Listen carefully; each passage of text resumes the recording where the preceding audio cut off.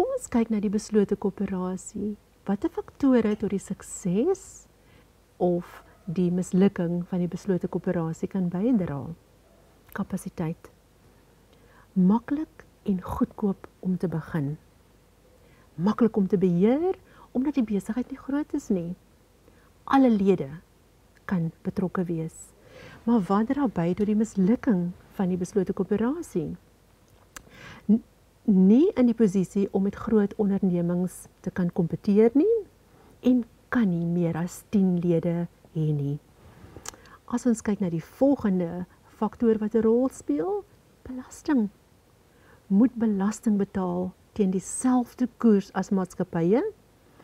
Winste na belasting word onder die lede verdeel. En watter mislukking, watter faktore dra by tot die mislukking? Hoë belasting het 'n negatiewe impak op die winste van die besigheid. As ons kyk na bestuur as 'n faktor, geen onderskeid tussen die eienaarskap en die bestuur nie. Lede is ook bestuurders. Lede is aktief betrokke in die bestuur van die besigheid.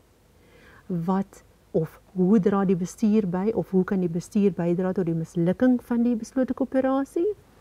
Besluitneming kan tydrowend wees, omdat lede oor besluite konsensus moet bereik.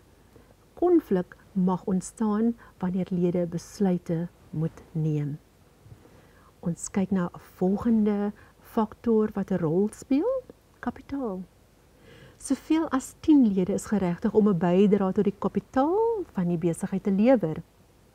Gekombineerde bates van die lede verskaf groter sekuriteit indien hulle geld wil leen. Hoe kan kapitaal bydra tot die mislukking van die besigheid? Kapitaal kan beperk word, omdat die besigheid slegs kan staatmaak op die kapitaalbydra van 10 lede. 'n Gebrek aan kapitaal belemmer die besigheid se vermoë om uit te brei. Goed, kom ons kyk na die winsverdeling of die verdeling van winste. Wins na belasting word verdeel onder lede volgens die persentasie belang van elke lid in die besigheid.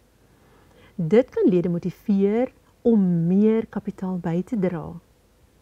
Wat dra by tot die mislukking? 'n Lid wat minder kapitaal bydra, sal minder van die wins ontvang.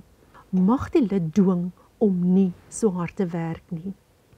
En nou kyk ons na die laaste faktor wat 'n bydra lewer tot of die sukses of die mislukking van die beslote koöperasie, en dit is wetgewing. 'n Stigtingsdokument dien as 'n beheermeganisme. Beslote koöperasie is 'n regspersoon. Lede het beperkte aanspreeklikheid vir die skuld van die besigheid. Wat dra by tot die mislukking? Die nuwe maatskappywet laat nie toe die registrasie van nuwe BK's nie.